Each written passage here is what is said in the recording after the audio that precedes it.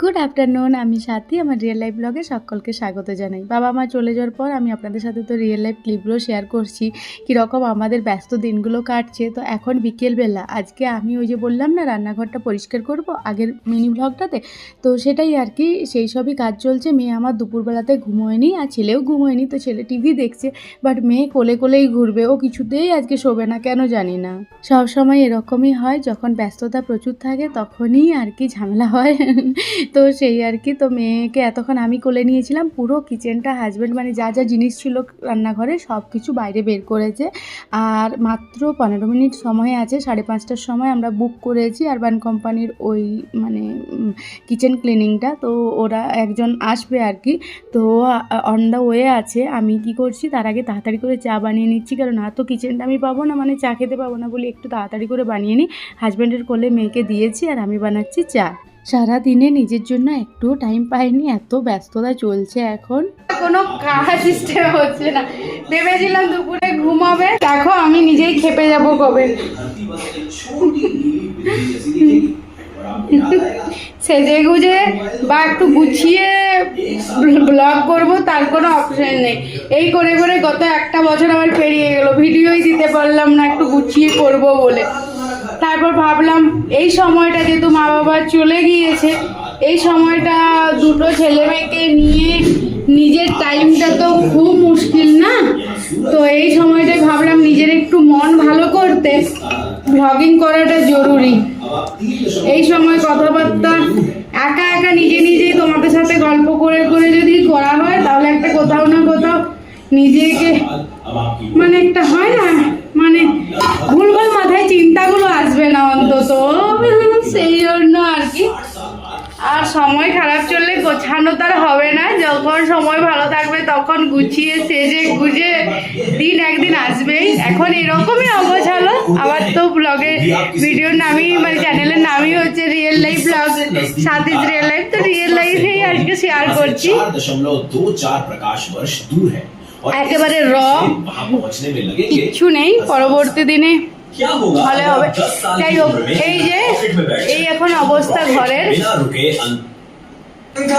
কিচেনে এত জিনিস ছিল ভাবি না, এগুলো সব একেবারে ভালোভাবে পরিষ্কার করে যেগুলো প্রয়োজন সেগুলোই ঢোকাবো, নইলে ঢোকাবো না।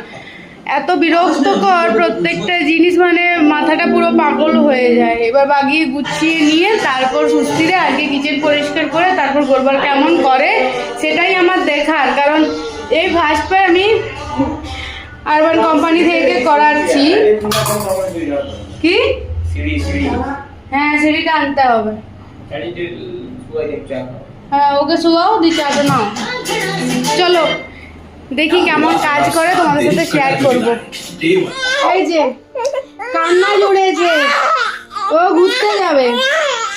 গতকাল ঘুরতে নিয়ে গিয়েছিলাম, তার আগে মা দুজন ঘুরতে নিয়ে গিয়েছিল, ব্যাস বিকেল হলো তো কান্না শুরু, ঘুরতে যাবে।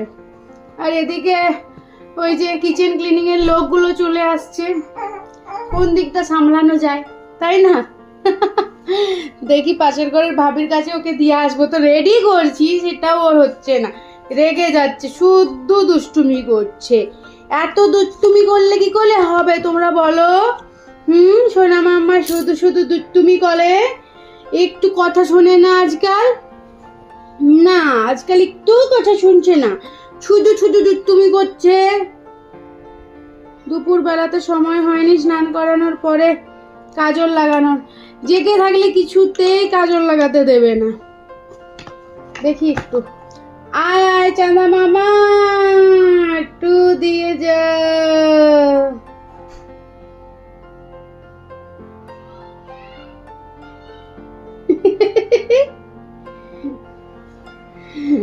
টুটু টুটু, চাটা খেয়ে নিয়েছি, এবার ওরা এসে কাজ করবে। আমি দেখি একটু একে, আর ড্রেস চেঞ্জ করা আমার হবে না, আমি দিন দিন যেন সেই খেপার মতো হয়ে যাচ্ছি। এটা করতে গেলে ওটা করতে পারছি না, ওটা করতে গেলে এটা করতে পারছি না।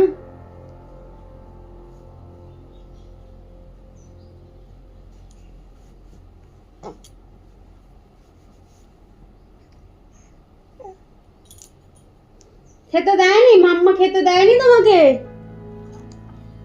তোমার মাম্মা তোমাকে খেতে দেয়নি? হুম?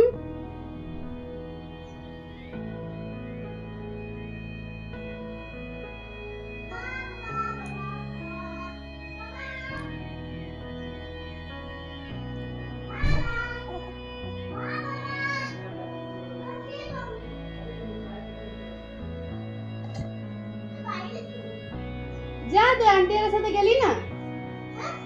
আন্টি এর কোথায়?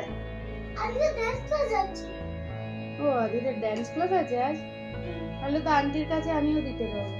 আচ্ছা আচ্ছা, আদিদের ড্যান্স ক্লাস আছে। মেয়ে আমার একদম রেডি। আমি এরপর ওকে ওই বাইরেটাতে একটু নিয়ে যাব, ওই বাইরের উঠোনটাতে আর কি, অল্প একটু সময়ের জন্যে। আরে হিরো মাম্মা জিরো।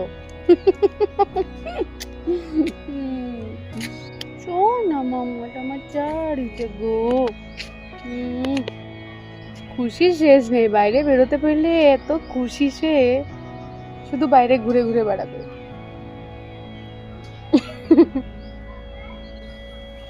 মেয়ের আমার সাপোর্ট দেখো, আমার চুল ওর সাপোর্ট, চুল ধরে রয়েছে যাতে পড়ে না যায়। ওকে ফেলবো আমি? তোমাকে আমি ফেলবো কি? তুমি যে আমার চুল ধরে ছাড়ো, ছাড়ো চুল ছাড়ো। মেয়েকে পাশের বাড়ির ভাবির কাছে রেখে আসলাম, আর এই যে আরবান কোম্পানি থেকে চলে এসছে। ও কেমন কাজ করে সেটা নেক্সট ব্লগে শেয়ার করবো। টাটা।